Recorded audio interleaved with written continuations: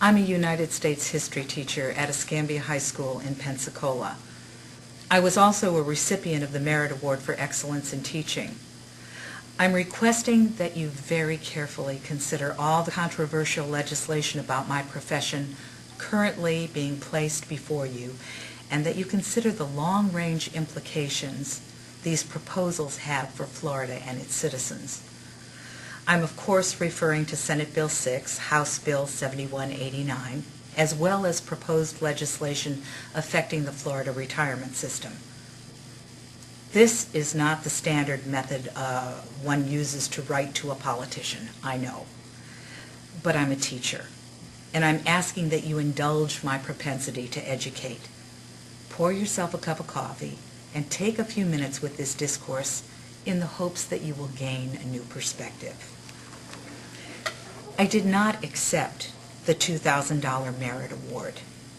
I'm a good teacher, and I know I deserved it. God knows I needed it.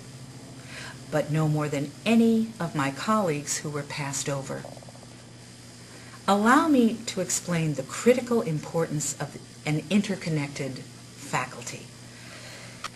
You see, when I'm teaching World War I and stuck for ideas on how to motivate my students, I go to my colleague Bill across the hall.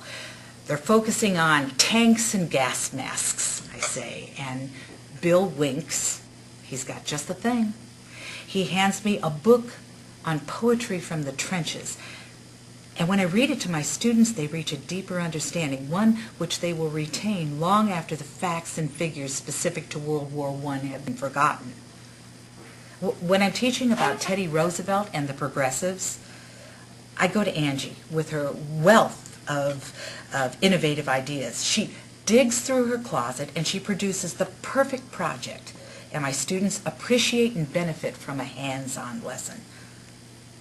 God knows we who chose this profession and persisted did not do so for the money.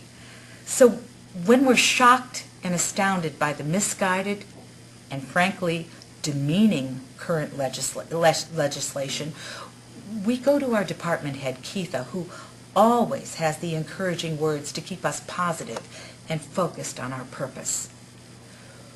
We are a well-oiled machine.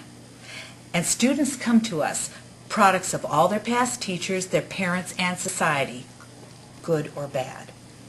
So we find ways to ensure that they're fed by providing Angel Food Network packages, often at our own expense. We listen to despicable conditions these students must face outside of school. We reach outside of the school environment, sometimes even taking students home with us, or ensuring that their safety and security is addressed all the time, knowing that for every one of these situations we discover, there are more, so many more sitting right in front of us that we've not yet begun to discover. Students with baggage beyond what we could ever have imagined when we were young. Baggage that impedes learning. And folks, for the most part, we go home hours after school has ended, deflated by this knowledge and astounded by the public perception some would like to create that schools can be the solution to what is in fact a societal problem. Despite what often well-intentioned yet misguided legislators believe, we can't make them all come out the same at the end. We shouldn't even want to. I teach AP and honors students. The majority of them come from supportive homes, places where each student has had enough to eat and feels safe and secure. These students are curious and inquisitive because all of their previous history and socialization has made them that way. It's a given. They will do well on their standardized test, not because of me, but because of all those who have come before me. And our state wants to reward me with merit pay? I'm embarrassed. It's like having turned the last screw in the assembly of an airplane and having someone say, what a great plane you've produced here, Karen. When you keep recognizing me and not the other great contributors, with the money we all so desperately need, yet plant the seeds that discourage our collaborative efforts. Allow me to talk about the dedicated others. Bill, who teaches law studies, gets phone calls and letters from former students saying, "Because of you, I'm at the university studying to become an attorney," or "I'm at the police academy because of something you imparted to me in class." Now that's a teacher. Yet Bill didn't get the merit pay. Why?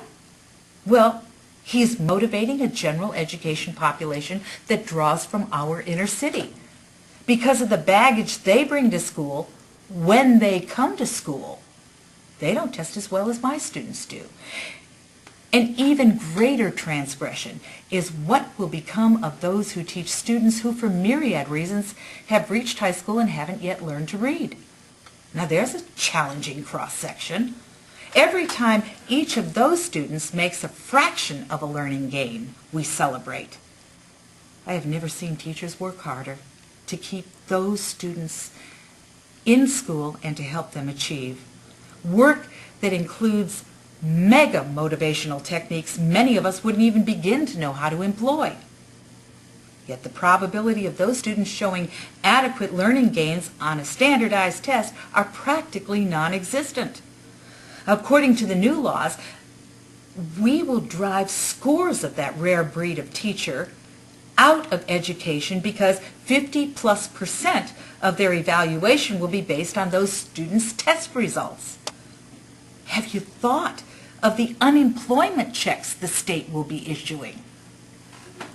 Well, people say, we need to run our schools like corporate business. I will tell you, I worked for MCI Telecommunications for 11 years prior to teaching in Escambia County. I know the difference. I recall the amount of wasted energy spent worrying if I was destined to become one in the count of the next reduction in force. And then, of course, we know that MCI was bought out by WorldCom. Bernard Evers is hopefully still in prison for corporate fraud, for stealing my entire retirement and that of many others, which should lead any reasonable person to ask, do we really want our schools to be modeled after corporations? Is competition that corrupts really what we want to be teaching our children? Is success to be measured in the amount of factoids an individual can spew in a standardized format? And how is this measuring success? I guarantee this will not produce critical thinkers, nor will any student find it necessary to retain any information acquired in this manner. Is that what we want? There's an old sociological axiom that proclaims the whole is greater than the sum of its parts. It appears that Robert Ballard agrees. Renowned for his discovery of the Titanic, this treasure hunter was showered with accolades for his excellence in archaeology. He told the interviewer he felt very uncomfortable with that compliment, and I think his explanation sums it up for most teachers. He said, in essence, "You can congratulate me as a public relations person for my ability to draw attention to all that our crew has accomplished. You can recognize me for my ability to, and my lobbying prowess in garnering the funds needed to further these expeditions. But," he continued, "once you cross the line into academia, it is no longer I, it is we." Should legislators decide to make education about rewarding the I, they will have assured the demise of public schools. More importantly, they will have limited the educational growth of our students, destined to be Florida's future citizens. Thank you very much.